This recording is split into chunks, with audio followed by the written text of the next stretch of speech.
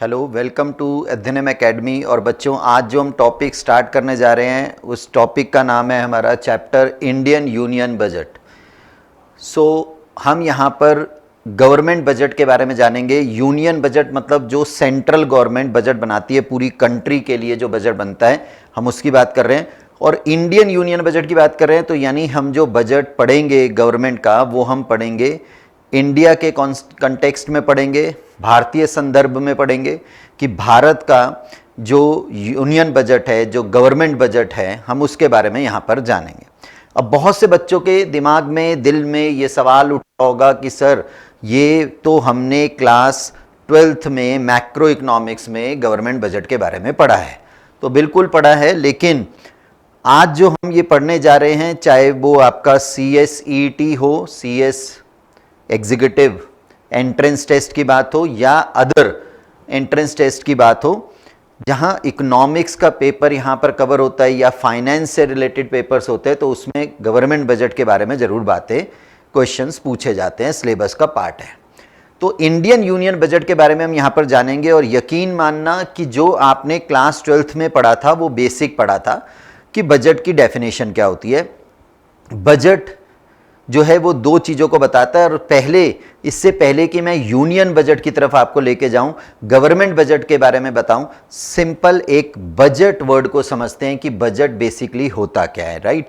So budget जो word है हमारा, उसका अगर मैं मीनिंग बोलूं तो आप आम भाषा में, साधारण शब्दों में अगर मैं इसको बताऊं, तो इन अ लेमैन लैंग्वेज अगर मैं बात करूं, तो आपने अक्सर ये अपने फैमिली में, परिवार में, अपने पेरेंट्स को ये कहते सुना होगा कि जब भी कोई एक्स्ट्रा खर्चा आ जाता है, अनएक्सपेक्टेड एक्सपेंसेस आ जाते हैं किसी मंथ में या किसी पर्टिकुलर ईयर में, सो कहते हैं कि इस बार भाई अपना बजट ही हिल गया। तो वो बजट हिलने का क्या मतलब है, तो उनका मतलब क्या है, तो वो तो बात एक फैमिली की कर रहे हैं, एक हाउस होल्ड की कर रहे हैं।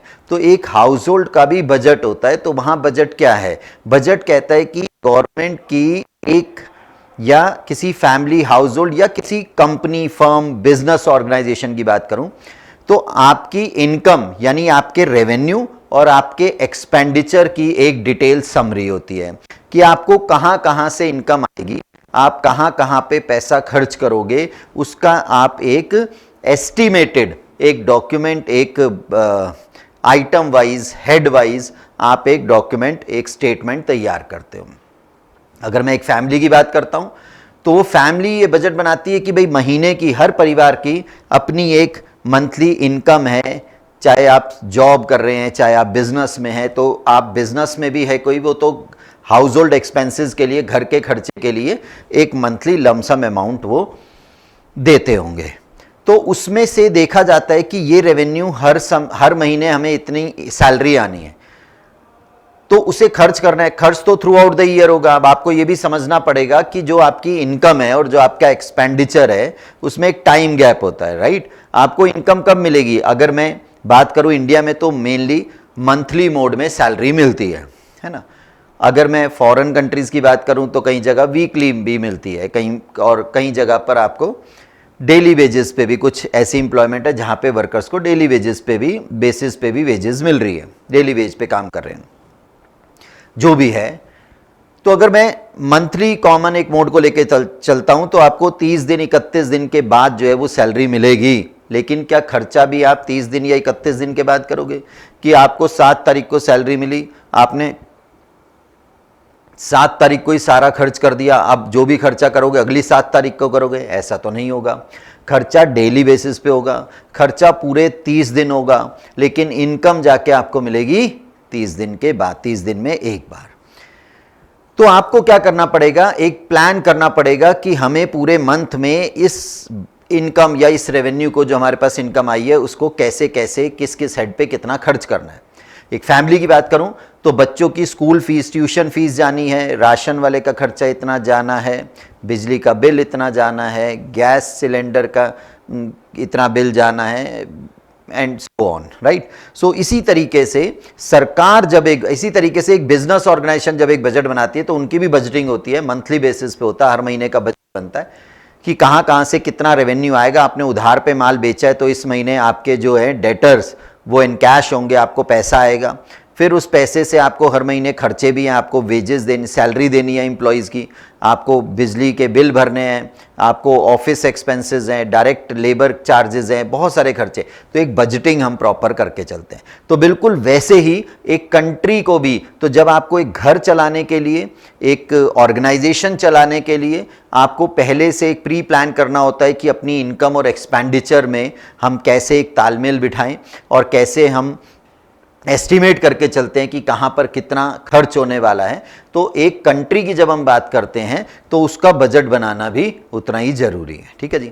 और यकीन मानना, हम लोगों के लिए ये कहना बंद कमरे में बैठ के कि जब सरकार बजट पेश करती है, गवर्नमेंट एक एनुअल बजट लेके आती है साल में, साल भर का बजट लाती है फाइनेंशियल ईयर का, तो हमारे लिए बंद कमरे में बैठ के ये बोलना कि गवर्नमेंट ने यहाँ पर गलत किया, ये महंगा कर दिया, ये सस्ता कर दिया, और बैठ के बंद कमरे में सरकार को कोसना, दो गालियां देना बहुत आसान होता है। लेकिन बजट बनाना, और वो भी पूरी कंट्री के लिए budget banana, is a very tedious and lengthy process, right. और आपको क्या लगता है कि जब बजट पेश किया जाता है तो क्या एक हफ्ते, एक महीने, 4 दिन पहले प्रोसेस शुरू होके और वो बजट प्रिपेयर करके आपके सामने रख देते हैं? जी नहीं, महीनों भर की मेहनत होती है। और जब बजट आपके सामने आता है उसके पीछे कई महीनों की, ऑलमोस्ट आप समझे कि पूरा साल ही उसमें लगा रहता है। क्योंकि जब मैं आपको प्रोसेस इसकी बताऊंगा, वो आपने नहीं पढ़ी है क्लास 12th में। आपने ये पढ़ा है कि जो हमारा बजट होता है उस बजट में 2 साइड होती हैं, एक गवर्नमेंट की रिसिट्स और दूसरी तरफ गवर्नमेंट के एक्सपेंडिचर। फिर आपने ये पढ़ा है कि रिसिट्स और एक्सपेंडिचर के भी 2 पार्ट होते हैं, एक रेवेन्यू रिसिट्स एंड एक्सपेंडिचर, एक capital receipts and expenditure, right. फिर उससे ओवरऑल एक रेवेन्यू बजट बनता है, एक कैपिटल बजट बनता है, दोनों को जोड़ दूं तो ओवरऑल बजट बनता है, राइट। इतना आप लोगों ने पढ़ा है। लेकिन जो मैं आपको बता रहा था कि जब बजट बनता है, अगर मैं आपको यह बात बोलूं तो आप इस पे यकीन करोगे क्या कि जो बजट बनता है तो हर एक आम आदमी से, हर एक सेक्टर से, हर एक सेगमेंट, हर एक तबके के व्यक्ति से यह पूछा जाता है कि आपकी एक्सपेक्टेशन बजट से क्या है। प्रोफेशनल्स की एक्सपेक्टेशन बजट से क्या है, फार्मर्स की एक्सपेक्टेशन बजट से क्या है, राइट। बिजनेसमैन की एक्सपेक्टेशन बजट से क्या है, एक कॉमन पर्सन, एक सैलरीड पर्सन की एक्सपेक्टेशन क्या है बजट से। लेकिन आपके दिमाग में एक हाउस होल्ड की, एक गृहिणी की, एक महिला की जो अपना घर चला रही है, उसकी बजट से क्या एक्सपेक्टेशन है, ये सब इसके पीछे की कवायद होती है, इसके पीछे की पूरी प्रोसेस होती है जिसके बेसिस पे बजट बनता है। तो आप यकीन नहीं मानोगे, आपको ये लगेगा कि सर कैसी बातें कर रहे हो, हवा में बात कर रहे हो क्या, हमने तो नहीं देखा। हर साल बजट बनता है कि हमारे घर कोई आया हो, हमारी मम्मी से पूछा हो कि भाई बजट में आप क्या चाहती हो, क्या सस्ता करे, क्या महंगा करे। हमने तो नहीं देखा कि मेरे फादर डॉक्टर हैं या मेरे फादर इंजीनियर हैं तो उनसे पूछा जाए। तो वो कैसे लिया जाता है, ये तो पॉसिबल नहीं है। एक माशाल्लाह 1 अरब 30 करोड़ की आबादी वाला देश है हमारा, भगवान की दया से। तो उस 1 अरब 30 करोड़ की आबादी वाले देश में एक एक जने के पास जाके पूछना तो पॉसिबल ही नहीं है।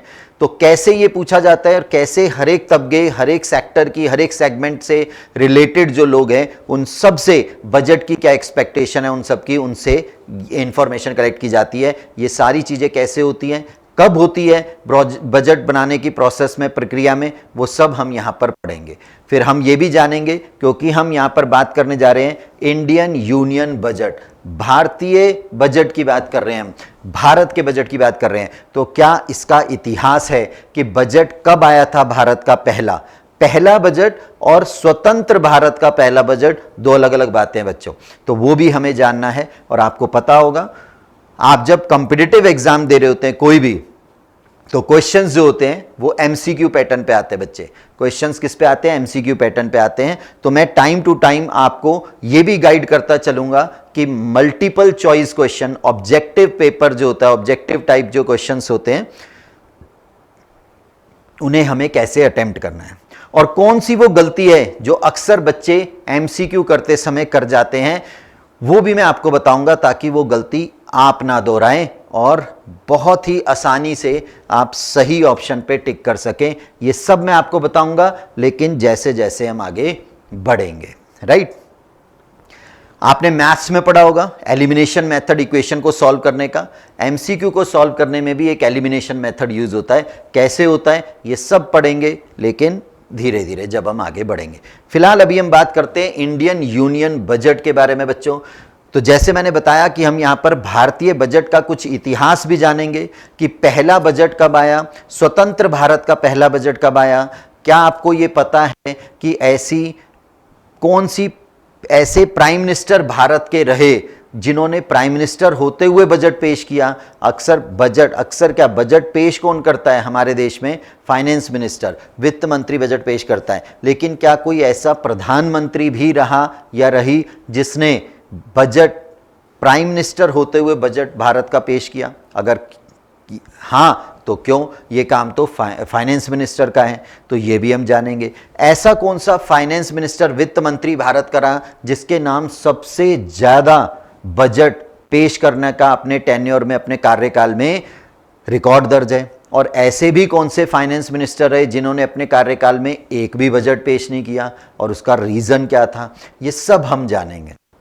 बजट हर साल कितनी तारीख को कितने बजे पेश किया जाता है, पहले कितने बजे पेश होता था, अब कितने बजे होता है, बहुत सारी चीजें हैं जो हमें समझनी है और हम समझेंगे। तो विदाउट वेस्टिंग टाइम बच्चों स्टार्ट करते हैं हम अपना चैप्टर इंडियन यूनियन बजट। और जैसे ही हम इस पे आगे बढ़ते हैं तो सबसे पहले हम लोगों को समझना है what is the meaning of the word budget. Budget शब्द का अर्थ क्या है, ठीक है जी।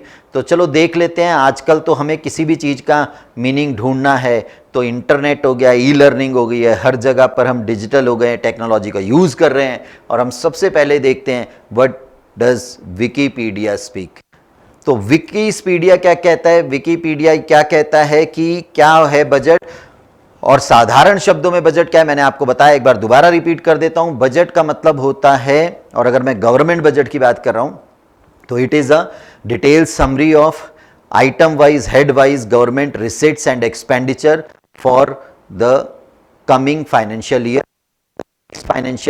तो यहां पर आपको दो बातें समझनी बहुत जरूरी है बेटा कि बजट जब आता है तो बजट एक तो फाइनेंशियल ईयर के लिए पेश होता है गवर्नमेंट का। फाइनेंशियल ईयर आप समझते होंगे, इसको अकाउंटिंग ईयर भी बोलते हैं, और ये होता है अप्रैल टू मार्च। 1 अप्रैल से लेके 31 मार्च तक का जो हमारा पीरियड होता है दैट इज अकाउंटिंग ईयर और फाइनेंशियल ईयर भी बोलते हैं उसको, उसके किया जाता है। तो इस साल जो बजट पेश हुआ वो ईयर 2022-23 के लिए, यानी 1 अप्रैल 2022 से लेके 31 मार्च 2023 तक के लिए बजट इस बार पार्लियामेंट में पेश किया गया भारत की वर्तमान फाइनेंस मिनिस्टर मंत्री श्रीमती निर्मला सीतारमन के द्वारा। ठीक है जी। तो दो बातें जो मैं कह रहा था जिस पे विशेष ध्यान देने की जरूरत है, which are very important are these, कि एक तो बजट जो है ये कमिंग ईयर के लिए, फाइनेंशियल ईयर के लिए होता है यानी अप्रैल टू मार्च के लिए, और बजट हमेशा कमिंग ईयर के लिए होता है। बजट ये नहीं बताता आपने पिछले साल में कहां खर्च किया, ज्यादा खर्च कर दिया, कम खर्च कर दिया, इनकम आपको कितनी आई। बजट ये बताता है कि आने वाले पीरियड में आप कितना खर्च करेंगे, कहां खर्च करेंगे, कहां से आपको कितनी इनकम आने वाली है, इसके बारे में बजट आपको बताता है। तो बजट हमेशा अपकमिंग, इसीलिए जब भी आप बोलेंगे कि ये गवर्नमेंट की income, receipts, expenditure, revenue expenditure को बता रहा है, तो वो रेवेन्यू एक्सपेंडिचर के साथ आपको वर्ड क्या लगाना है, एस्टिमेटेड, प्रोपोज्ड, एक्सपेक्टेड, ये वर्ड लगाना है। क्यों? क्योंकि जो फ्यूचर अभी आया ही नहीं, जो साल अभी आया नहीं, उसके बारे में आप सर्टेन कैसे बता सकते हैं, नहीं बता सकते। तो ये प्रोपोज्ड, क्या मैंने वर्ड कुछ सिनोनिम्स मैंने यहां पर यूज किए, आप इनमें से कुछ भी लगा सकते हैं। प्रोपोज्ड वर्ड लगा सकते हैं, एस्टिमेटेड इनकम एक्सपेंडिचर बोल सकते हैं, या फिर एक्सपेक्टेड बोल सकते हैं, राइट। तो अब देखते हैं विकिपीडिया क्या कहता है। A government budget according to the Wikipedia, जो मैंने आपको चीजें बताई क्या वही बातें इसमें आ रही हैं, शब्द बदल गए हैं लेकिन मीनिंग वही के वही रहेंगे, कि government budget is a government document. तो ध्यान रहे ये एक डॉक्यूमेंट है, एक स्टेटमेंट है presenting the government proposed, government budget की हम बात कर रहे हैं, इंडियन यूनियन बजट की बात कर रहे हैं, तो सरकार का जो प्रपोज मतलब जो वो खर्च करेगी या उसे इनकम आएगी, प्रपोज्ड रेवेन्यूज किसको बोलते हैं बेटा? इनकम को बोलते हैं। रेवेन्यू का मतलब अर्निंग होता है, इनकम होता है, आगम होता है, आगम मतलब जो पैसा हमें आएगा, राइट। एंड स्पेंडिंग्स का मतलब जो आप खर्च करने जा रहे हैं। और लेकिन ध्यान रखना, वर्ड मैंने क्या यूज किया? प्रपोज्ड, या आप यूज कर सकते हैं एस्टिमेटेड, मैंने नहीं, विकिपीडिया ने किया है, और या फिर आप यूज कर सकते हैं expected, right, which is expected. So government budget is the government document presenting the government's proposed revenues and spendings for a financial year. Sir आपने तो बोला कमिंग ईयर, तो यहां तो अपकमिंग या कमिंग ईयर नहीं लिखा क्योंकि इन्होंने प्रपोज्ड वर्ड यहां पे लगा दिया, राइट। तो जब प्रपोज्ड लगा दिया तो बिल्कुल ये सिंपल सी बात है, कॉमन सेंस की बात है, मोटी अकल की बात है कि प्रपोज्ड है इसका मतलब आने वाले पीरियड में आप इसको खर्च करेंगे, राइट। प्रपोज्ड है मतलब हमने प्रपोजल दिया है कि भैया सरकार ये बता रही है कि आने वाले फाइनेंशियल ईयर में हम ये प्रपोजल रख रहे हैं पार्लियामेंट के सामने, देश की जनता के सामने, कि हमें यहां से इतनी इनकम, इतने रेवेन्यू आएगा और हम यहां इतना खर्च करेंगे, राइट। आई थिंक ये बात सबको समझ में आ गई होगी, मेन पॉइंट भी सबको समझ में आ गया होगा बजट के बारे में। अगली चीज जो हमें जाननी बेहद जरूरी और बहुत ही इंटरेस्टिंग सा फैक्ट है, भले ही आपको पढ़ाया गया नहीं पढ़ाया गया, पेपर में पूछा जाएगा नहीं पूछा जाएगा, लेकिन एक बहुत ही इंपॉर्टेंट और बहुत ही इंटरेस्टिंग फैक्ट है which I think you must know, कि मेक श्योर, आप हेडिंग भी देख सकते हैं, मेक श्योर यू नो, आपको पता होना चाहिए। श्योर करें कि आप जानते हैं इस बारे में। तो वही बात, क्या आपको पता है कि जो वर्ड बजट है ये कहां से डिराइव हुआ है? तो बिल्कुल आपको ध्यान रखना है कि जो बजट वर्ड है ये डिराइव हुआ है ओल्ड फ्रेंच वर्ड से। तो ये एक फ्रेंच वर्ड बगेट से बना है, और बगेट जिसका मतलब होता है लिटिल बैग। बगेट मतलब little bag, even a little leather bag, यानी एक छोटा चमड़े का थैला, लेदर बैग, चमड़े का थैला।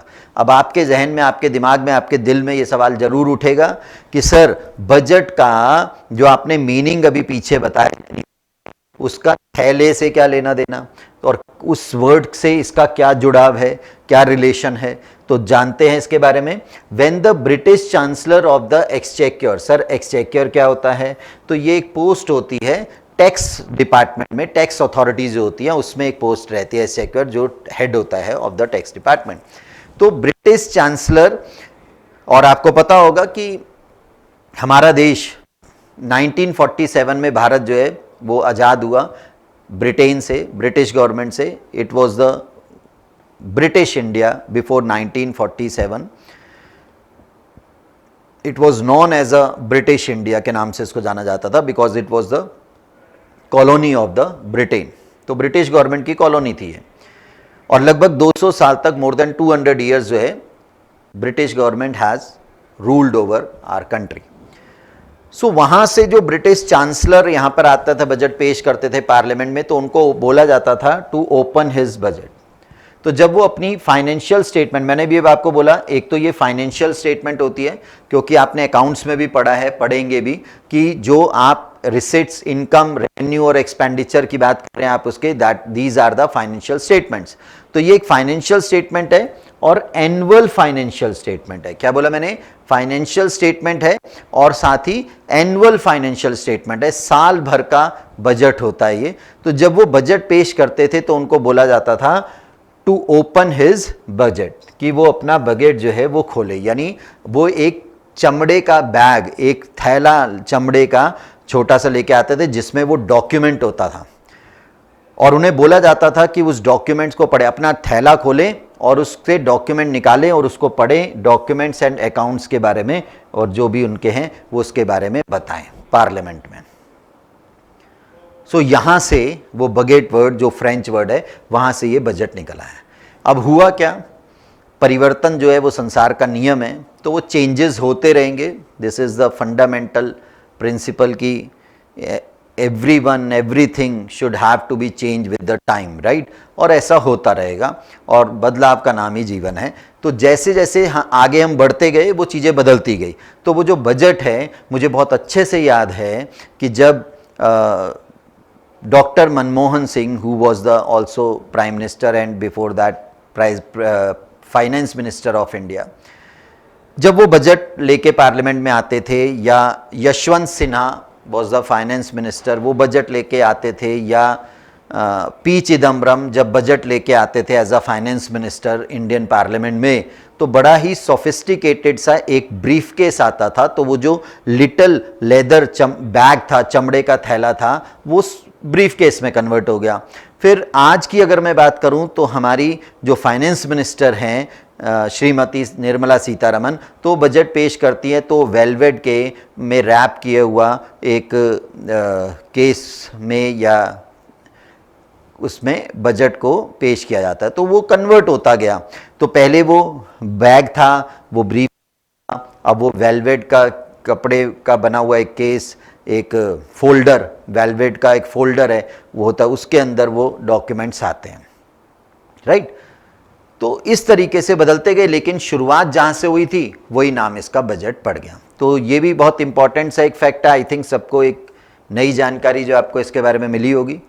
चलते हैं नेक्स्ट टॉपिक पे आगे, और यहाँ पर आप देखेंगे ओवरव्यू ऑफ इंडियन यूनियन। जो बातें अभी मैंने आपको बोली कि हमें ये समझना है कि जो हमारा बजट है इंडियन यूनियन, यानी हम अपने बजट का इतिहास जानते हैं जरा, कि भारत का पहला बजट, बच्चे मेरी बात बहुत ध्यान से सुनेंगे, मार्क माय वर्ड्स, बहुत अच्छे से इसको नोट कर लेंगे कि भारत का पहला बजट और स्वतंत्र भारत का पहला बजट, first budget of independent India and first budget of India, these are two different things, right? तो इसको ध्यान रखना है, ये दो बिल्कुल भिन्न बातें हैं, बिल्कुल डिफरेंट थिंग्स, कि पहला बजट भारत का कब आया and first budget of independent India, यानी स्वतंत्र भारत का आफ्टर इंडिपेंडेंस इंडिया का पहला बजट कब आया। दो बातें हैं और उसी के हिसाब से आपको आंसर देना है। तो मैंने आपको अभी भी बोला था कि जब एक मिस्टेक, जो हम MCQ question, multiple choice question, objective pattern पे जब हम क्वेश्चंस करते हैं, तो सबसे बड़ी मिस्टेक हम क्या करते हैं कि हम, जैसे मैंने आपको बोला कि एलिमिनेशन मेथड की हम बात करते हैं, तो एलिमिनेशन मेथड हम एमसीक्यू में अप्लाई करते हैं। हम क्वेश्चन पढ़ते हैं, देखते हैं कि कौन सा ऐसा ऑप्शन है जो तो कोई मूर्ख भी बता देगा कि ये इस क्वेश्चन का जवाब नहीं हो सकता, क्योंकि इससे इसका कोई दूर दूर तक लेना देना नहीं है। अगर ऐसा कोई एक या दो ऑप्शन आप देखते हैं तो उसको डिलीट कर दो। तो एक ऑप्शन आपने मान लो एलिमिनेट किया, बच गए तीन ऑप्शन। तो अब आपको चार के बजाय तीन में से चूज करना है। फिर आपने थोड़ा सा सोचा, आपको लगा नहीं ये इसके साथ ये भी नहीं जा, हाँ थोड़ा ये है लेकिन ये नहीं जा सकता, आपने चार में से दो ऑप्शन मान लो एलिमिनेट कर दिए। और कई बार तो ऐसा होता है कि तीन एलिमिनेट कर दिए, तो 100% आपका जो बचा हुआ ऑप्शन है वो करेक्ट है, उस पर आप टिक कर दें। लेकिन 90% केसेस में ऐसा नहीं होता और हमारे सामने दो ऑप्शन बच जाते हैं कि हम इसमें से कौन सा करेक्ट ऑप्शन है उस पर टिक करें। तो हम क्या करते हैं, भारी गलती करते हैं जो हर एक स्टूडेंट करता है, और वो ये करता है कि बार बार वो उन ऑप्शंस को देख रहा है, ए को देख रहा है, सी को देख रहा है, या बी डी बच गए तो एक बार बी को देखेगा, एक बार डी ऑप्शन को देखेगा। वो उन ऑप्शंस को पढ़ रहा है बार बार, और हार के हाथ कुछ नहीं लगता, क्योंकि उसको लग रहा है ये भी ठीक है, ये भी ठीक है। और फिर वो अक्कड़ बक्कड़ करने के बाद कुछ देर बाद वो दोनों में से कोई एक पे तुक्का लगाता है, और उसके चांसेस 60% गलत होने के रहते हैं। तो सही तरीका क्या है सर? सही तरीका ये है, और यहाँ पे मिस्टेक क्या है जो एक स्टूडेंट कर रहा है बार बार, कि वो क्वेश्चन दोबारा नहीं पढ़ रहा। ये सबसे बड़ी मिस्टेक है, अ बिग ब्लेंडर हेयर, कि आप यहाँ पर क्वेश्चन दोबारा नहीं पढ़ रहे, आप ऑप्शन पे घूम रहे हैं। जो दो ऑप्शन आपके सामने बचे हैं, आप बार बार उन ऑप्शंस को कंपेयर कर रहे हैं, ऑप्शंस को देख रहे हैं, लेकिन क्वेश्चन दोबारा पढ़ने की हिम्मत नहीं जुटा पाते। और यही सबसे बड़ी गलती यहां पर होती है। तो हमें क्या करना है, क्वेश्चन पढ़ना है। सपोज करो इसी की बात कर रहा हूं जो मैं टॉपिक अभी करने वाला हूं, और उसमें आपको क्वेश्चन पढ़ना है, और क्वेश्चन में आपने जैसे ही पढ़ा कि वो पूछ रहा है कि फर्स्ट बजट ऑफ इंडिया, या पूछ रहा है first budget of independent India, तो आपको पता चल जाएगा कि इंडिपेंडेंट इंडिया का बजट 1947 से पहले तो नहीं आ सकता। मेरी बात समझ रहे हो? अगर आपने वहां पर देखा तो आपने देखा कि जो इंडिपेंडेंट इंडिया का फर्स्ट बजट है वो ऑब्वियस सी बात है 1947 से पहले नहीं आ सकता, 15 अगस्त 1947 से पहले नहीं आ सकता। तो उसके ऑप्शन आप हटा दो, उसको आप डिलीट कर दो, आपको उसको एलिमिनेट कर दो कि ये नहीं होंगे ऑप्शन। या फिर वो पूछ रहा है फर्स्ट बजट ऑफ इंडिया, तो वो 1947 के बाद नहीं आएगा, क्योंकि बजट तो ब्रिटिश गवर्नमेंट ने पेश किया था। पार्लियामेंट्री का जो कंसेप्ट है, जो पार्लियामेंट है और बजट एडमिनिस्ट्रेशन, ये सब किसने शुरू किया है, किसकी शुरुआत है? ये ब्रिटिश गवर्नमेंट की शुरुआत है, तो वहां से आया। तो यहां पर हमें समझना है। तो देखेंगे बिल्कुल स्क्रीन पे दिखाई दे रहा है, बिल्कुल साफ दिखाई दे रहा है सबको। First Indian budget was presented, ध्यान से देखेंगे, यहां पर इंडियन बजट की बात की गई है बच्चों, यहां पर बजट ऑफ इंडिपेंडेंट इंडिया की बात नहीं की गई है, फर्स्ट इंडियन बजट की बात की है। तो was presented by mister James Wilson. कब? ऑन 18 फरवरी 1869, ध्यान रहेगा 18 फरवरी 1869 में। तो पहला इंडियन बजट, भारतीय बजट जो है वो 1869 में आया था। और ये किसने पेश किया था? मिस्टर जेम्स विल्सन ने पेश किया था आफ्टर, और इससे पहले after Indian budget was introduced on, और इससे पहले 7 अप्रैल 1860 में भी बजट आया था, लेकिन ये ईस्ट इंडिया कंपनी ने पेश किया था। तो यहां भी आपको समझना है, अगर लिखा हो कि ईस्ट इंडिया कंपनी के द्वारा पहला बजट इंडिया में जो पेश किया गया तो वो 1860 है, 1860 है। और अगर ईस्ट इंडिया कंपनी नहीं लिखा, सिर्फ लिखा है पहला इंडियन बजट, तो आप 1869 ईयर, और पूरी डेट की बात करूं तो कितना, 18 फरवरी 1869 बाय मिस्टर जेम्स विल्सन। तो ये बात हो गई भारत के पहले बजट की।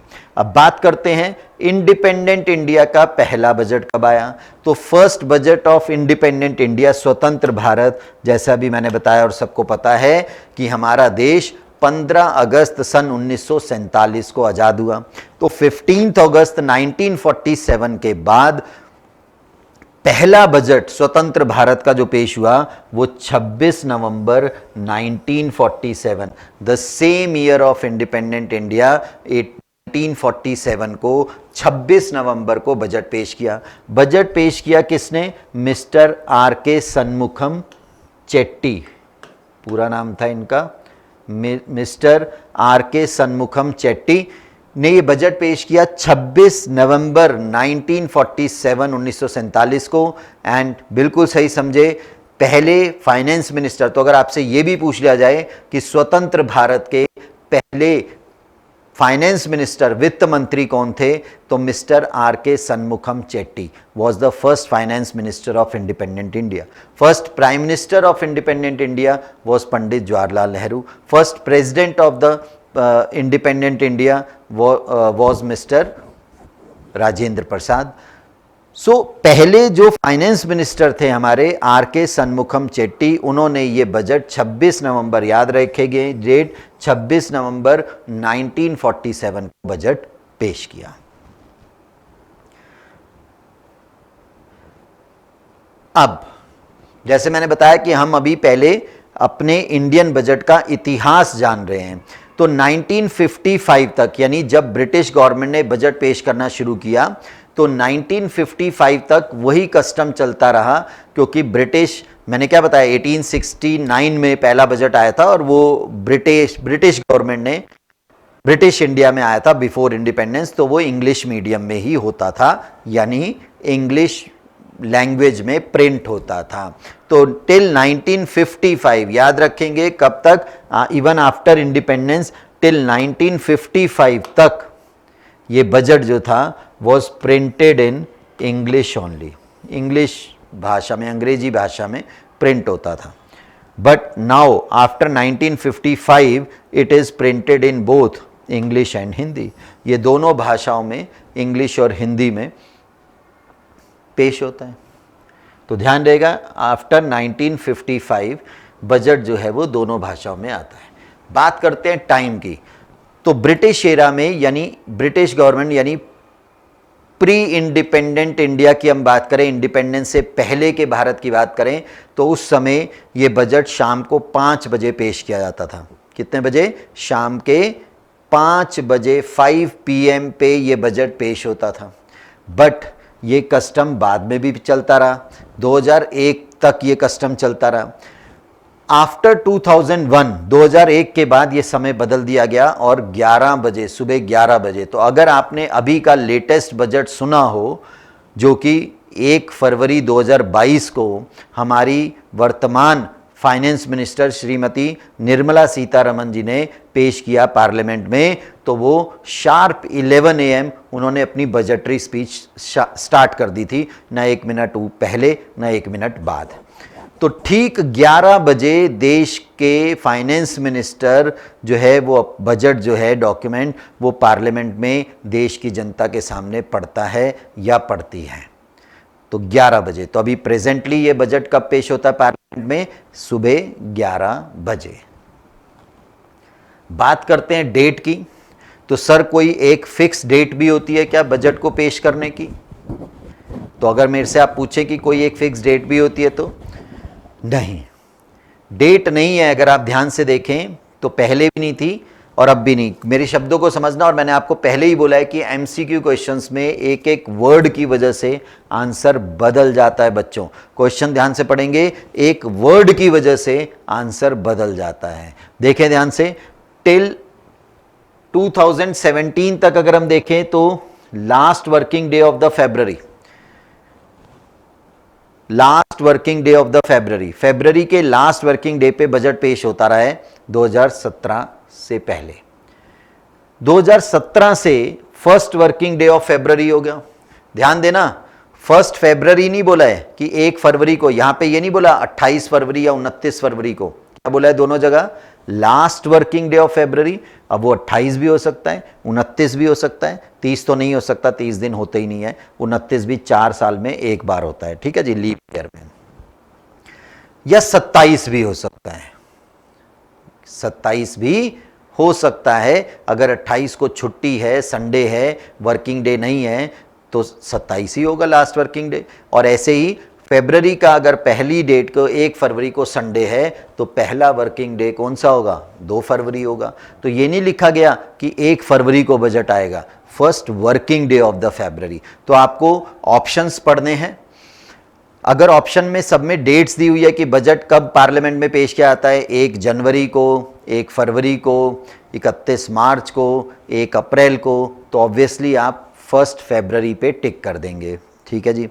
अगर ऑप्शन में एक ऑप्शन हमें 1 फरवरी का दिया है और दूसरा ऑप्शन हमें first working day of February, तो मोस्ट एप्रोप्रिएट आंसर क्या होने वाला है बच्चों? मोस्ट एप्रोप्रिएट आंसर होने वाला है first working day of the फरवरी। इस बात को ध्यान रखना है। और MCQ क्वेश्चंस में छोटी छोटी बातें नंबर दिलवा भी सकती हैं, नंबर कटवा भी सकती हैं, पास भी करा सकती हैं, फेल भी करा सकती हैं। तो बिल्कुल सतर्क रहने की ज़रूरत है, बहुत ध्यान से क्वेश्चन को पढ़ना है, ऑप्शंस को भी उतने ध्यान से पढ़ना है। President of India fixes the date of presentation of budget. Budget किस डेट पे फिक्स होगा, ये डेट कौन तय करता है? भारत के, आपको ऑप्शन मिलेगा, प्रधानमंत्री, prime minister of India, finance minister of India, governor of RBI, vice president of India, chief justice of India, ऐसे करके वो कोई भी इनमें से 4 ऑप्शन दे दे। तो ध्यान रहे, प्रेसिडेंट ऑफ इंडिया, भारत के राष्ट्रपति जो हैं, तो अभी भारत के राष्ट्रपति कौन है वर्तमान में? President of India Shri Ramnath Kovind. तो जो भारत के राष्ट्रपति होते हैं वो ये तय करते हैं। तो यानी बिल्कुल सही समझे कि 2017 में जब ये बदलने की बात आई और मोदी सरकार ने ये तय किया, प्राइम मिनिस्टर ने ये तय किया, प्रधानमंत्री नरेंद्र मोदी ने, कि जो budget last working day of February को आता है उसको हम 1 फरवरी को ले लें। तो ये प्रपोजल, ये प्रस्ताव जो है प्रधानमंत्री मोदी ने, उनके कैबिनेट ने प्रेसिडेंट के सामने रखा। प्रेसिडेंट को वो समझ आ गया और उनको भी सुझाव सही लगा, क्योंकि इसके पीछे का रीज़न क्या था सर, लॉजिक क्या था? क्या उन्हें अपनी चलानी थी, क्या उन्हें अपनी बनवानी थी, या पुराना जो चल रहा है उसको हटा के उनको अपनी एक नई चीज़ शुरू करनी थी कि मोदी ने ये कर दिया? जी नहीं, लॉजिक इसका ये था कि आपको पता है जब बजट फरवरी के एंड या शुरू भी पेश होगा, तो बजट इंप्लीमेंट कब होगा? इंप्लीमेंट होगा 1 अप्रैल को। तो 2022-23 का जो बजट 1 फरवरी 2022 को, अभी 3 महीने पहले पेश हुआ, राइट, उस बजट की इंप्लीमेंटेशन कब हुई? वो लागू कब से हुआ? पिछले महीने, यानी अप्रैल की 1 तारीख से, 1 अप्रैल से ये पेश हुआ, इंप्लीमेंट हुआ। पेश तो फरवरी में हो गया था पार्लियामेंट में, इंप्लीमेंट हुआ अप्रैल में। तो उनका ये रीजन था कि जब हम फरवरी के लास्ट में बजट ला रहे हैं, तो जब गवर्नमेंट बजट लाती है और गवर्नमेंट उसमें कुछ बदलाव करती है, कुछ चेंजेस करती है, उसके अकॉर्डिंग हमें प्रिपरेशन, एक एनवायरनमेंट भी गवर्नमेंट को बनाना होता है उसमें, तो उस एनवायरनमेंट में वो बजट इंप्लीमेंट होगा। तो जब हम फरवरी के लास्ट में बजट पेश करें तो गवर्नमेंट में मात्र 1 महीने का, ओनली 1 मंथ का टाइम मिलता है। अगर हम यही बजट 1 फरवरी को ले आएंगे तो एग्जैक्टली 2 मंथ्स का टाइम गवर्नमेंट को प्रिपरेशन का मिल जाएगा, राइट। तो ये बात समझ में आई राष्ट्रपति के भी, और राष्ट्रपति ने उस पर अपना कंसेंट दे दिया, अपनी अनुमति दे दी और फिक्स कर दी डेट कि अब से बजट हर साल, ये कब से चेंज हुआ? 2017 से, कि हर साल जो बजट है वो लास्ट वर्किंग डे के बजाय 1st working day of February में पार्लियामेंट में पेश किया जाएगा।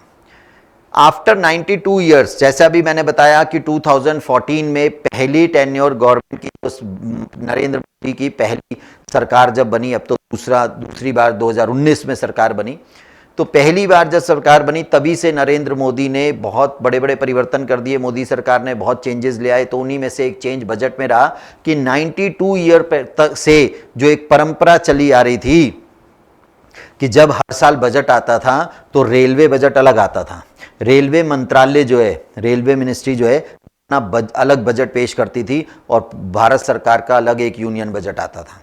उसका रीज़न ये था कि गवर्नमेंट की one of the largest department में एक है रेलवे, जो कि नो डाउट ब्रिटिश गवर्नमेंट ने इंडिया में फर्स्ट रेलवे लाइन की शुरुआत की थी, और करते करते बढ़ाते बढ़ाते इसको आज की डेट में आपको पता होगा इंडिया का रेलवे जो नेटवर्क है वो 3rd largest railway network in the world, पूरे वर्ल्ड में 3रे नंबर का लार्जेस्ट रेलवे नेटवर्क है, और वो भी अंडर द सिंगल मैनेजमेंट, जिसको सेंट्रल गवर्नमेंट मैनेज कर रही है। खैर, तो ये 2 बजट अलग अलग आते थे, रेलवे का अलग से आता था जो रेल मंत्रालय देता था, और बाकी यूनियन बजट कंपाइल होके एक साथ आता था, सारे पूरे देश का यूनियन बजट। लेकिन 92 ईयर्स की इस परंपरा को तोड़ा गया 2017 में, और रेलवे बजट को भी मर्ज कर दिया, अभी किसमें? यूनियन बजट में ही साथ में मर्ज होके वो बजट अब आ रहा है बच्चों। यहां पर आपको फोटोज दिखाई दे रही हैं कुछ बैकग्राउंड पे, आपको स्क्रीन पे। तो जैसा भी मैंने शुरुआत में आपको बोला कि बहुत सारे आपको अपने भारत के बजट के इतिहास के बारे में बहुत सारी चीज़ें, बहुत सारे फैक्ट जानने को यहाँ पर मिलेंगे। तो उन्हीं में से एक फैक्ट है कि मैंने आपको बोला था कि क्या कोई ऐसे भी फाइनेंस मिनिस्टर इंडिया में रहे जिन्होंने अपने कार्यकाल में एज अ फाइनेंस मिनिस्टर कोई बजट पेश ही नहीं किया? तो बिल्कुल 2, एक नहीं 2 ऐसे फाइनेंस मिनिस्टर इंडिया में रहे जिनको ये मौका कि एज अ फाइनेंस मिनिस्टर वो भारत का बजट पेश कर सकें। उसका रीज़न भी आपको यहाँ दिखाई देगा। तो पहले मैं यहाँ पर बात कर लूँ तो वो 2 वित्त मंत्री, फाइनेंस मिनिस्टर कौन थे जिनको अपने कार्यकाल में बजट पेश करने का मौका नहीं मिला? Mister K C. Neogy and mister H N. Bahuguna. ध्यान रहेगा, इनमें से जिसका भी नाम मिले, दोनों का नाम मिले, बोथ ऑप्शन हो उस पर टिक कर दें, या एच.एन. बहुगुणा और के.सी. नियोगी, इनमें से जिसका नाम मिले आप उस पर टिक कर देंगे। Did not present any budget, इन्होंने वित्त मंत्री यानी फाइनेंस मिनिस्टर होते हुए बजट पेश नहीं किया। तो एक जो एच.एन. बहुगुणा है, इनकी फोटो आपको यहाँ दिखाई दे रही है। ये हमारे देश के वो फाइनेंस मिनिस्टर थे जिनको बजट पेश करने का अवसर नहीं मिला। पूरा नाम हेमवती नंदन बहुगुणा, शॉर्ट में हम एच.एन. बहुगुणा इनको बोलते हैं। ठीक है जी। तो हेमवती नंदन बहुगुणा, इसका रीज़न क्यों इन्होंने फाइनेंस मिनिस्टर होने के बावजूद भी ये बजट पेश नहीं कर पाए, इनको बजट पेश करने का, प्रेजेंट करने का अवसर, मौका जो है वो नहीं मिला, उसका क्या रीज़न था वो हमें जानना है। तो देखेंगे यहाँ पर इनका जो टेन्योर था मात्र 35 दिनों के लिए, सिर्फ 35 डेज के लिए ये फाइनेंस मिनिस्टर रहे, तो इसमें इनको मौका नहीं मिला बजट पेश करने का। दूसरे जो हैं वो केसी नियोगी, जिसमें आप यहाँ देख रहे हैं पूरा मंत्रिमंडल है। स्वतंत्र भारत के पहले प्रधानमंत्री पंडित जवाहरलाल नेहरू बिल्कुल सेंटर में अपने कैबिनेट के साथ बैठे हैं। सरदार वल्लभ भाई पटेल आप यहाँ पर देख सकते हैं, मौलाना आज़ाद को आप यहाँ पर देख सकते हैं। और जिनकी मैं बात कर रहा हूँ कि इनमें फाइनेंस मिनिस्टर कौन से है सर, ये तो प्रधानमंत्री हैं पंडित जवाहरलाल नेहरू, हर कोई पहचानता है इनको। इनमें से केसी नियोगी जिनकी हम बात कर रहे हैं, वित्त मंत्री इनके इस कैबिनेट में, मिस्टर केसी नियोगी, इनको अवसर नहीं मिला as a finance minister budget पेश करने का। रीज़न यहाँ भी वही है सेम, 90 डेज इनका भी टेन्योर जो रहा वो 90 दिन के लिए ये वित्त मंत्री फाइनेंस मिनिस्टर है इंडिया के, तो इनको भी ये मौका नहीं मिला। तो ध्यान रहेगा अब आपको, एक नहीं बल्कि 2 ऐसे वित्त मंत्री यानी फाइनेंस मिनिस्टर इंडिया के रहे जिनको अपने कार्यकाल में बजट पेश करने का अवसर, मौका, चांस नहीं मिला। जानते हैं आगे और भी कुछ फैक्ट। यहां पर आपको एक फिगर, एक तस्वीर, एक पिक्चर दिखाई दे रही है श्री मोरारजी देसाई। इनके नाम पर मैंने शुरू जब किया था लेक्चर तो आपसे पूछा था कि क्या आप जानते हो कि ऐसे भी एक फाइनेंस मिनिस्टर इंडिया के रहे वित्त मंत्री जिन्होंने अपने कार्यकाल में एज अ फाइनेंस मिनिस्टर सबसे ज़्यादा मैक्सिमम नंबर्स ऑफ बजट जो है वो पेश किए। तो बिल्कुल सही, Shri Morarji Desai was the one and only finance minister of India who presented the maximum number of budget, and these were not 5, 6, 7, 10 budgets. 10 times he presented budget as a finance minister of India. तो एक नहीं, 2 नहीं, 5 नहीं, 7 नहीं, 10 budget, जो कि अब तक का मैक्सिमम रिकॉर्ड है। और किसी भी फाइनेंस मिनिस्टर ने 1947 से लेके आज तक किसी भी फाइनेंस मिनिस्टर ने 10 से ज़्यादा इस संख्या तक नहीं पहुंचे कि उन्होंने अपने कार्यकाल में बजट पेश किया। The maximum number of budget presented by the one and only finance minister of India mister Morarji Desai, who presented, who records on his name, उनके नाम पे रिकॉर्ड है अब तक का maximum number of budget he presented. In this way बच्चों हमने देखा कि in the and the prime minister, she was the only prime minister while being a prime minister, she introduced the first the budget of as a finance minister, right? तो अब ये सवाल हमारे दिमाग में उठता है, जैसे मैंने अभी बोला कि प्राइम मिनिस्टर होते हुए उन्होंने इंडिया का बजट पेश किया, ऐसी कौन से प्रधानमंत्री रहे प्राइम मिनिस्टर, तो नाम रहेगा श्रीमती इंदिरा गांधी।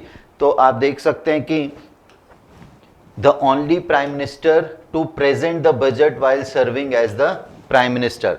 हमने क्या पढ़ा कि बेसिकली बजट रिप्रेजेंट करने का जो काम है वो किसका है, फाइनेंस मिनिस्टर का है। वी ऑलरेडी नो कि बजट पेश करने का जो काम है वो किसका है, फाइनेंस मिनिस्टर का है। बट क्या ऐसा भी इतिहास में हुआ कि प्राइम मिनिस्टर ने बजट पेश किया हो? तो हाँ, बिल्कुल याद रखेंगे बच्चों कि the prime minister Shrimati Indira Gandhi has named one of the records, that is she was being a prime minister introduced the budget, presented the budget in the parliament।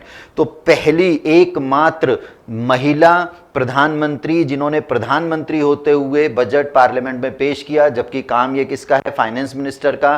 तो नाम याद रहेगा श्रीमती इंदिरा गांधी।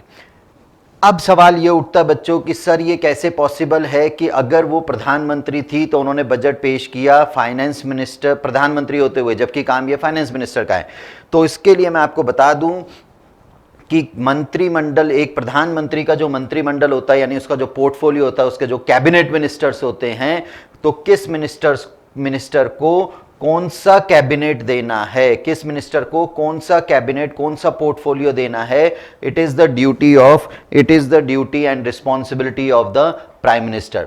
सो और प्राइम मिनिस्टर अपने पास अभी तत्कालीन जो हमारे एट प्रेजेंट प्रधानमंत्री है Narendra Modi, he is not only the prime minister, he is also taking 3 or 4 different ministries under his name। तो वो उसको कंट्रोल करे। तो प्रधानमंत्री के हाथ में है कि कितने कैबिनेट में अपने मिनिस्टर्स रखना है, ये हमारा कॉन्स्टिट्यूशन ये पावर प्राइम मिनिस्टर को देता है, और कौन से मंत्री को कौन सा मंत्रिमंडल मिनिस्ट्री देनी है और कौन से पोर्टफोलियो अपने पास रखने हैं। तो when she was the prime minister of India, she also had the portfolio of finance minister under her control. So इस तरीके से प्रधानमंत्री होते हुए साथ ही साथ फाइनेंस मिनिस्ट्री भी देखते हुए इन्होंने एज अ प्राइम मिनिस्टर देश का जो बजट था वो पेश किया पार्लियामेंट में, right. So it was one of the, जैसे यहाँ लिखा है कि Mrs Indira Gandhi hold several records, तो उसमें से रिकॉर्ड आपने देखे, एक तो पहली एकमात्र अब तक जो है महिला प्रधानमंत्री ये रही, प्रधानमंत्री होने के साथ साथ फाइनेंस मिनिस्ट्री भी इन्होंने देखी, और एज अ प्राइम मिनिस्टर इन्होंने बजट पेश किया, जो कि अब तक और किसी ने नहीं किया। नेक्स्ट बच्चों यहाँ पर बात करेंगे कुछ और पॉइंट्स पे, जिसमें यहाँ पर आप देखेंगे एम्प्लॉयज इन्वॉल्व। हम यहाँ पर कुछ इंपॉर्टेंट पॉइंट्स जो हैं वो देख रहे हैं, ओवरव्यू देख रहे हैं इंडियन बजट का। आपने अपनी अभी पिछली स्लाइड्स में आपने जो देखा कि बजट कब पेश होता है, टाइमिंग क्या है, पहला बजट कब आया, इंडिपेंडेंट इंडिया का, स्वतंत्र भारत का आफ्टर इंडिपेंडेंस पहला बजट कब आया, ठीक है जी। तो ये सारी चीजें आपने देखी, किसने पेश किया, टाइमिंग क्या रहती है, कौन फिक्स करता है डेट, राइट, ये सारी चीजें आपने देखी।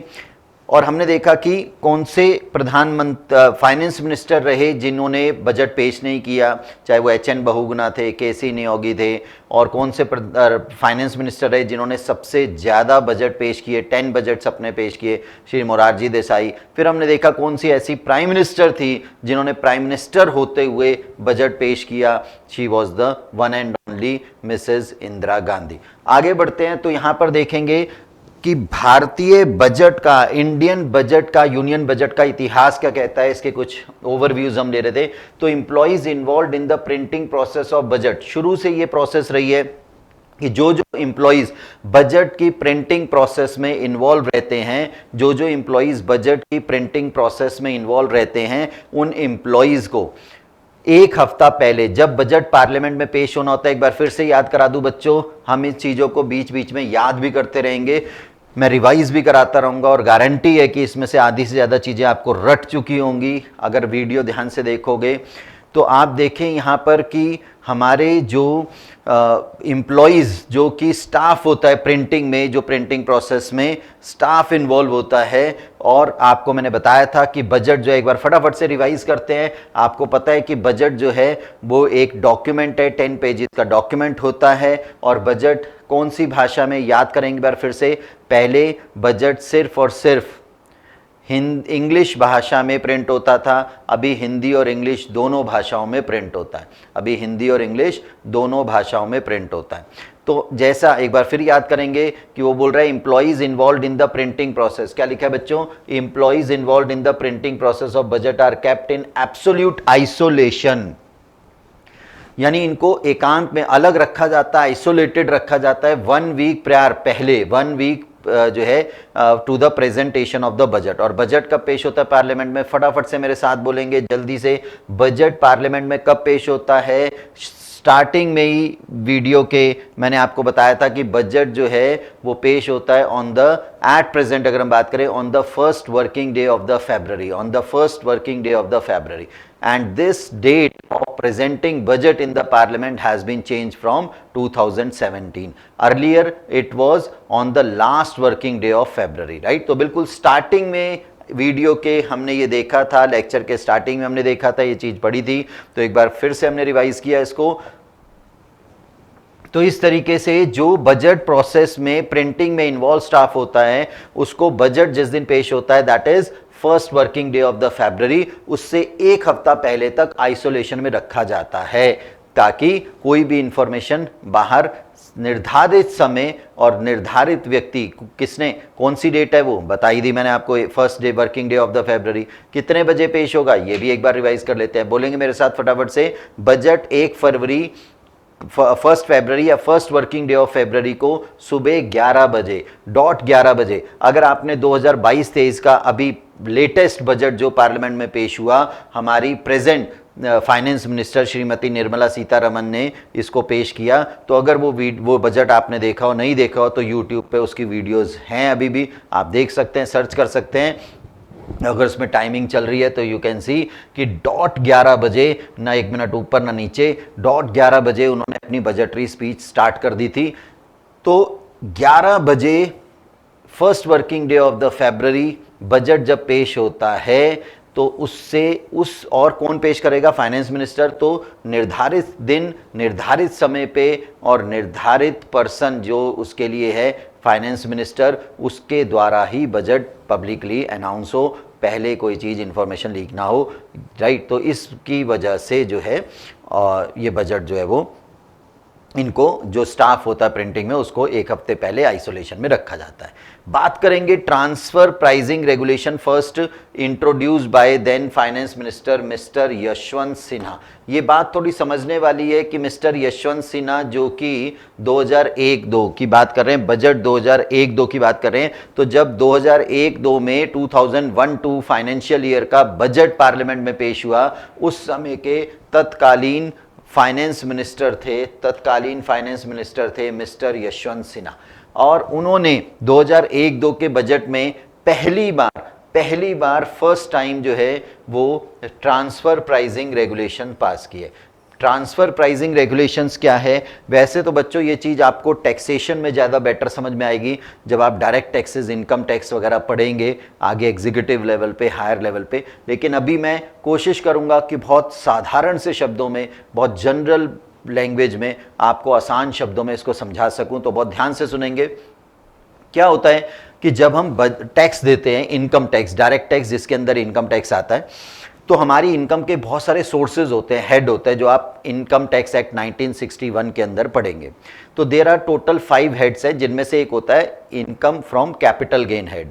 कैपिटल गेन क्या होता है सर? कोई भी कैपिटल नेचर का एसेट, क्या बोला मैंने? कोई भी कैपिटल एसेट, कैपिटल नेचर का एसेट जब आप बेचते हैं, उस पे जो आपको प्रॉफिट गेन होता है वो आपकी कैपिटल गेन हेड की इनकम होती है। बहुत ध्यान से सुन लेंगे, एक बार फिर से रिपीट कर रहा हूं बच्चों, कोई भी कैपिटल एसेट, कैपिटल नेचर का asset like land, building, shares, bonds, debentures, jewellery, कोई भी कैपिटल एसेट अगर आप बेचते हैं और उस पर आपको गेन होता है, प्रॉफिट होता है। प्रॉफिट कैसे होगा? खरीदा सा मैंने कम में, बेच दिया ज़्यादा में, रेट बढ़ गए, क्या हो गया? गेन हो गया। तो वो मेरी कैपिटल गेन हेड की इनकम होगी। अब था क्या, पहले ऐसा क्या होता था कि इनको ये ट्रांसफर प्राइसिंग रेगुलेशन लाना पड़ा? तो देखें जरा आगे क्या लिखा है। This regulation played a big role in the prevention of, रोकने के लिए, prevention of erosion of the tax base in India, यानी जो टैक्स की चोरी होती थी, लोग टैक्स बचा लेते थे इसमें, है ना, उसको ध्यान में रखने, उसके लिए ये पेश किया गया। जैसे फॉर एग्जांपल अगर मैं बात करूं कि प्रॉपर्टी, अगर मैं बात करूं कोई अपनी लैंड या बिल्डिंग या प्रॉपर्टी बेचने जा रहा है, तो उस प्रॉपर्टी को जब वो ट्रांसफर प्राइसिंग की बात हो रही है, यानी जितने में आप उस एसेट को ट्रांसफर कर रहे हैं, यानी बेच रहे हैं, तो उससे रिलेटेड रेगुलेशंस यहाँ पास हुए। तो उसका एक एग्जांपल लेके मैं बहुत ही आसान शब्दों में बता रहा हूँ कि पहले लोग क्या करते थे। आप सबने सुना होगा, जब आपकी कोई बिल्डिंग, प्रॉपर्टी होती है या लैंड है, प्लॉट है, आप उसको बेचते हैं, तो आपने सुना होगा जी इस प्रॉपर्टी का एक सर्कुलर रेट होता है ना, एक सर्कुलर रेट जिसको स्टैंप वैल्यू भी बोलते हैं, जिसके ऊपर आपकी प्रॉपर्टी की वैल्यू होती है, उसके ऊपर रजिस्ट्री होती है, ठीक है ना, रजिस्ट्री का अमाउंट उसी पे जाता है। तो वो जो स्टैंप वैल्यू होती है उसका सर्कल रेट, वो सर्कल रेट कौन डिसाइड करता है? स्टैंप वैल्यूएशन अथॉरिटी डिसाइड करती है, राइट। तो स्टैंप वैल्यूएशन अथॉरिटी डिसाइड करती है। अब क्या होता है कि प्रॉपर्टी आपकी है, मान लो 50 लाख की वैल्यू है, 55-60 की वैल्यू है, आप कहो जी मैं तो प्रॉपर्टी 1 करोड़ की है, मेरी मर्जी, मैं 1 लाख में बेचूं, तो आपको कौन रोक सकता है? फ्री में दे दो, किसी को गिफ्ट कर दो, राइट। तो बिल्कुल आप बेच सकते हो। लेकिन लोग क्या करते थे, पेपर पे कम वैल्यू दिखा के 50 लाख की चीज पेपर में 5-10 लाख 25 लाख 20 लाख दिखा के बाकी कैश दे दिया करते थे, ताकि कम वैल्यू होगी, कैपिटल गेन कम आएगा और उसको उनको टैक्स उस पर कम देना पड़ेगा। इवन इतना कम कि जो उसकी स्टैम्प वैल्यू होती थी, जो स्टैम्प वैल्यू अथॉरिटी ने सर्कल रेट डिसाइड किया, उससे भी कम रेट कम वैल्यू दिखाते थे। तो जब ये नया लॉ आया ट्रांसफर प्राइसिंग रेगुलेशन, तो इस तरीके से वो टैक्स की चोरी करते थे, कर बचाते थे। तो इसमें इन्होंने क्या बोला, अब मैं एक एग्जाम्पल आपकी बिल्डिंग प्रॉपर्टी का एसेट लेके बता रहा हूँ। तो इन्होंने बोला चाहे आपकी प्रॉपर्टी आप उसको जितना मर्जी ज़्यादा में कम में बेचो, लेकिन अगर आप झूठ बोल रहे हो या सच बोल रहे हो, हमें इससे मतलब नहीं है। इन एनी केस जब हम कैपिटल गेन आपकी इनकम निकालेंगे, तो जो आपकी प्रॉपर्टी का ट्रांसफर प्राइस होगा, ट्रांसफर प्राइस बोले तो बच्चे, ट्रांसफर प्राइस मतलब सेलिंग प्राइस। आपको पता है किसी भी चीज को बेचते हैं आप, उस पर प्रॉफिट या गेन निकालते हैं, तो कैसे निकालते हैं, selling price minus purchase price, sale price purchase price, right. तो उसका ट्रांसफर प्राइस यानी सेलिंग प्राइस जो है, हम किसको मानेंगे, आपके जो प्रॉपर्टी की स्टैम्प वैल्यू है उससे कम नहीं होगा। तो आपकी अगर प्रॉपर्टी की स्टैम्प वैल्यू या सर्कल रेट 50 लाख है और आप दिखा रहे हैं कि हमने प्रॉपर्टी 30 लाख में बेची, 35 में बेची, तो तब भी आपका कैपिटल गेन निकालते समय transfer price, sale price 50 lakh ही लिया जाएगा। हाँ, अगर आप कहो सर्कल प्राइस 50 लाख है, आपने बेची 55 में, 60 में, तो ऑब्वियसली जितने में बेची, यानी जो सर्कल प्राइस है वो और जितने में आप एक्चुअल में बेच रहे हैं वो, right, whichever is higher. तो इन एनी केस उन्होंने रूल पास कर दिया कि कोई भी एसेट अगर आप बेचते हैं तो उस पे जो आपके एसेट की वैल्यू होगी वो उससे कम, आपकी स्टैम्प वैल्यू से कम नहीं होगी, स्टैम्प वैल्यू से कम नहीं होगी, राइट। तो आपका जो प्राइस है उस एसेट का, वो स्टैम्प वैल्यू जो है वो दिखाया जाएगा। क्लियर है जी। तो इस तरीके से ये ट्रांसफर प्राइसिंग रेगुलेशन जो है पहली बार जिन्होंने इंट्रोड्यूस किया वो थे finance minister mister Yashwant Sinha in 2001-2। और इस रेगुलेशन के आने के बाद क्या हुआ कि जो टैक्स की चोरी base in India tax erosion होता था वो उसको बचाया गया, उसको प्रिवेंट किया गया, रोका गया। ठीक है जी। तो ये हमने एक और पहलू देखा। यहां पर आप सब देख रहे होंगे एक पिक्चर आपको दिखाई दे रही है जिसमें हमारी present finance minister Shrimati Nirmala Sitharaman दिखाई दे रही हैं, कुछ परोसते हुए, कुछ बांटते हुए। तो मैं बता दूं वो और कुछ नहीं, यहाँ पर एक परंपरा है, जैसे हम ओवरव्यू, हम क्या पढ़ रहे हैं, overview of the Indian budget. तो आपको यहाँ पर साफ दिखाई दे रहा है कि ये हमारी एट प्रेजेंट जो फाइनेंस मिनिस्टर है श्रीमती निर्मला सीतारमण। यहाँ पर अनुराग ठाकुर आपको दिखाई दे रहे हैं जो कि इस समय हमारे खेल मंत्री हैं, youth and sports games affairs देखते हैं, ये खेल मंत्री, सिंपल भाषा में शब्दों में कहूँ तो ये स्पोर्ट्स मिनिस्टर हैं, खेल मंत्री हैं। और इनके साथ और दूसरे भी मंत्री कुछ दिखाई दे रहे हैं लोग जो पीछे अपनी बारी का इंतजार कर रहे हैं कि भैया हमें भी मिले। तो यहाँ पर आप देख रहे हैं कि एक कस्टम है यहाँ पर कि जब बजट हर साल पेश होता है, बहुत ध्यान से सुनेंगे, शायद आपको, बहुत कम लोगों को ये चीज़ पता है। तो जब हर साल बजट पेश किया जाता है, एक कोई भी शुभ काम करने जाते हैं तो मुंह मीठा कराते हैं, मुंह मीठा, कुछ मीठा हो जाए, तो बिल्कुल तो ऐसा ही परंपरा का पालन करते हुए यहाँ पर आपको दिखाई दे रहा होगा और यहाँ लिखा भी ऊपर, the budget presentation is preceded, मतलब बजट जब पेश किया जाता है उससे पहले, कोई भी आप शुभ काम करने जाते हैं तो पहले मुंह मीठा करते हैं, है ना। तो बिल्कुल वैसे ही जब बजट पेश हो रहा है और पूरी कंट्री का बजट पेश हो रहा है तो बहुत साल का प्रारंभ हो रहा है, नया फाइनेंशियल ईयर स्टार्ट होने जा रहा है और गवर्नमेंट उसकी पूरी प्लानिंग करके एक बजट प्रिपेयर करके यहाँ पर पेश कर रही है। तो यहाँ पर एक परंपरा होती है कि एक हलवा सेरेमनी होती है, halwa which is where in a sweet dish, जो कि इंडिया में बहुत कॉमन है और हर कोई घर में बनाते हैं। तरह तरह का हलवा बनता है, आटे का हलवा बनता है, सूजी का हलवा बनता है, गाजर का हलवा बनता है, नहीं मूंग दाल का हलवा बनता है। तो अलग अलग लोग अलग अलग तरीके से बनाते हैं। तो बिल्कुल यहाँ पर एक हलवा सेरेमनी होती है जो कि एक स्वीट डिश है, बहुत पॉपुलर, और वो उस पूरे स्टाफ मेंबर को और जो वहाँ पर ऑफिसर्स इन्वॉल्व हैं, प्रेजेंट है, पार्लियामेंट मेंबर्स वगैरह, उन सबको जो है, और जो प्रिंटिंग प्रोसेस में स्टाफ बजट डॉक्यूमेंट्स को बनाने में है, उन सबको ये हलवा जो है वो सर्व किया जाता है, मुंह मीठा उनका कराया जाता है। ठीक है जी। तो ये हमारा एक ओवरव्यू था बच्चों बजट का। इस वीडियो में, इस लेक्चर में हमने ओवरव्यू ऑफ द बजट यहां पर पढ़ा। अभी यहां पर मैं चलते चलते आपको दो बातें और बताना चाहूंगा कि ये सब आपने देखा कि जनरली क्या है, और गारंटी कह रहा हूं कि क्लास 12th में जब आपने गवर्नमेंट, इंडियन गवर्नमेंट बजट पढ़ा था तो उसमें ये सारी चीजें नहीं पढ़ी थी। हाँ, डेट जरूर उसमें आपने पढ़ी थी कि first working day of the फरवरी में बजट पेश होता है ना। हु फिक्सेस दैट डे, ये आपको आज पता चला। President fix the date, president fix करता है इसकी डेट, राइट। और टाइमिंग क्या है वो आपने नहीं पढ़ा था, सुबह 11 बजे, जो कि पहले ब्रिटिशर्स के टाइम से शाम 5 बजे बजट पेश किया जाता था, अब सुबह 11 बजे पेश होता है। बहुत सारी चीज़ें हैं, हमने यहाँ पर ओवरव्यू देखा।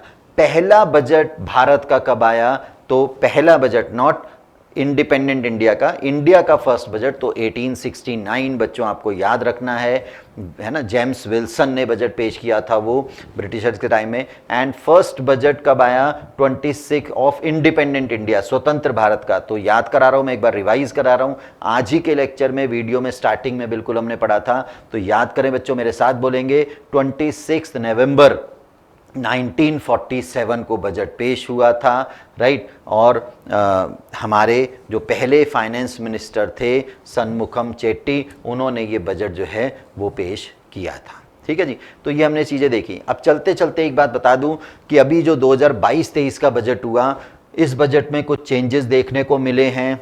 और वो चेंजेस क्या थे, जैसे हम यहाँ पर हलवा सेरेमनी की बात कर रहे थे, तो इस बार के बजट में ये हलवा सेरेमनी नहीं हुई 22-23 में। रीज़न आपको पता ही है कि भारत, हमारा कंट्री, पूरा वर्ल्ड जो है वो एक दौर से गुजर रहा है पिछले 2 साल से, आप देख रहे हैं कोविड की वजह से, और कुछ खर्चे कम करना, और कुछ इस समय बजट हमने पेश तो किया लेकिन वो खुशी, वो चीज़ें नहीं थी, क्योंकि ऐसा एक दौर यहाँ पे गुजरा। तो इस बार इसको स्किप किया गया, हलवा सेरेमनी नहीं हुई, मुंह मीठा नहीं कराया गया। और दूसरी बात, जैसे मैंने आपको बोला कि जो बजट पेश होता है वो एक डॉक्यूमेंट होता है, 10 पेजेस का, पेपर्स होते हैं, और वो सारा, वो एक एक कॉपी जो है वो सभी मेंबर्स को, मेंबर ऑफ पार्लियामेंट्स को दी जाती है, और फाइनेंस मिनिस्टर, वो सभी मेंबर्स को दी जाती है वो कॉपी, ताकि पहले ही बांट दी जाती है, ताकि वो उसको लेके बैठें, उसको पहले से पढ़ लें, उनको वहाँ दी जाती है। लेकिन इस बार ये भी रहा कि डिजिटल बजट पेश हुआ। याद कर लें इस बात को, 2022-23 का जो बजट पेश किया है, डिजिटल बजट पेश किया गया है।